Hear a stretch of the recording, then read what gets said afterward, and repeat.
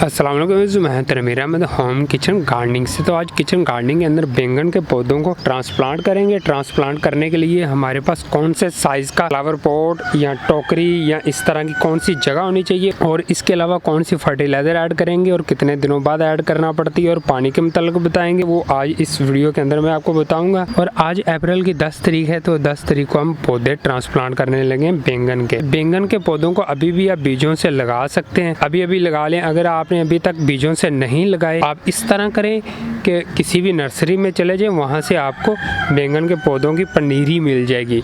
तो जो पनीरी का साइज़ छोटे वाला होगा वो वाली आपने परचेज़ करनी है। जो साइज़ बड़ा हुआ होगा उसको आपने परचेज़ नहीं करना। जो पौधे ने उगना होता है या उसने बड़ा होना होता है, उसके अंदर बैंगन आने होते हैं, तो वो बहुत ही ख़राब हो जाते हैं अगर बड़े साइज़ का पौधा आप ट्रांसप्लांट करते हैं मट्टी से निकाल कर। हाँ, मट्टी समेत ट्रांसप्लांट कर देंगे तो आपको अच्छा रिजल्ट मिलेगा। इसलिए छोटे पौधों को लीजिएगा, और छोटे पौधे ईजीली ट्रांसप्लांट हो जाते हैं मुख्तलिफ जगहों के अंदर, और वो वैसे ही उगना शुरू हो जाएंगे जैसे एक बीज से हमने उगाए होते हैं। अभी हम फ्लावर पॉट की तरफ चलते हैं और स्टेप बाय स्टेप लगाते जाएंगे और साइज़ देखते जाएंगे कौन सा साइज़ हमारे पास अवेलेबल होना चाहिए। सबसे पहले हम पौधों को ट्रांसप्लांट करेंगे 8 इंच के फ्लावर पॉट में। ये सबसे छोटा पॉट है, इसके अंदर मैं इस दफ़ा लगाने लगा। रिजल्ट चेक करेंगे कि इसमें किस तरह का रिजल्ट हमें मिलेगा। इसमें पहले हम ट्रांसप्लांट करते हैं, तो फिर इससे बड़ी स्पेस में जाते हैं जो आइडियल स्पेस होगी, कि कितनी स्पेस अवेलेबल होनी चाहिए एक पौधे के लिए। इसमें एक एक पौधा लगाते जाएंगे हम।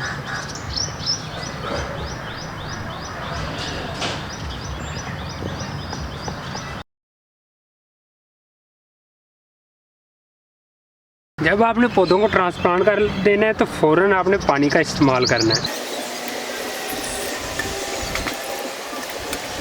और पानी आपने डालना कितना है, पानी उतना डालना है कि जहाँ तक हमारे पौधे की रूट्स नीचे लगी हुई हैं उससे नीचे तक नमी चली जाए फ़ौरन, ताकि हमारे ये जो पौधे हैं मुरझाए नहीं। ये वाला हमारा गमला 12 इंच का है। सबसे जो छोटा आपने साइज़ गमले का लेना है वो 12 इंच का होना चाहिए, और इससे बड़ा जो 14 इंच का अगर 18 इंच का इस्तेमाल करते हैं तो आपको अच्छा रिजल्ट मिलेगा, और पौधे का साइज़ भी काफ़ी बड़ा हो जाएगा।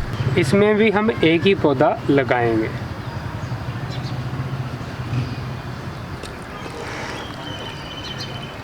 अब हम चलते हैं इससे बड़ी स्पेस की तरफ। ये हमारी टोकरी है। टोकरी का जो साइज़ लंबाई में वो 1.5 फीट के करीब है, और चौड़ाई 1 फीट है। इसकी जो डेप्थ है वो 6 इंच के करीब बनती है। इसके अंदर हम 2 पौधों को लगाएंगे, एक इस साइड पे लगा देंगे और एक इस साइड पे लगा देंगे। टोकरी का मैं आपको बताता चलूँ कि अगर आप टोकरी इस्तेमाल करते हैं तो मट्टी फुल भर के फिर पौधों को लगाया करें। अक्सर मैंने व्यूअर्स के देखे कि वो हाफ मट्टी की होती है, तो पौधे लगा देता रहा, हमारे जो पौधे हैं वो अच्छी तरह उग नहीं पाते। इसलिए आपने पहले टोकरी को भरना है, फिर अपने पौधों को लगाना है। यहाँ पर मैं आपको एक बात बताता चलूँ कि जब भी आपने पौधों को ट्रांसप्लांट करना है तो उसके अंदर मट्टी के अंदर आपने कंपोस्ट 50% डाल लेनी है। कंपोस्ट नहीं है तो जस्ट मट्टी के अंदर आप पौधों को लगा दें। 10 दिन के बाद आपने NPK फर्टिलाइजर इस्तेमाल करना है। हर 12 दिन 14 दिन के बाद फिर आपने फर्टिलाइजर इस्तेमाल करते रहना है। और फर्टिलाइजर की मिकदार कितनी होनी चाहिए हमारी खाद की, ये जो टोकरी है इसके अंदर 1.5 चम्मच डलेगा। हमारा गमला होगा 12 इंच का, उसके अंदर 1 चम्मच डलेगा। पानी का हमारा तरह होगा कि अभी गर्मियों का सीजन शुरू हो गया, तो गर्मियों के सीजन में एक दिन में 2-2 दफ़ा पानी को देना पड़ जाता है। अभी मैंने अगर इनको पानी दे दिया तो अगर शाम तक इसके अंदर नमी ख़त्म हो जाती है तो आपने दोबारा फिर पानी दे देना है। अगर नमी ख़त्म नहीं होती तो फिर नेक्स्ट सुबह जाकर आपने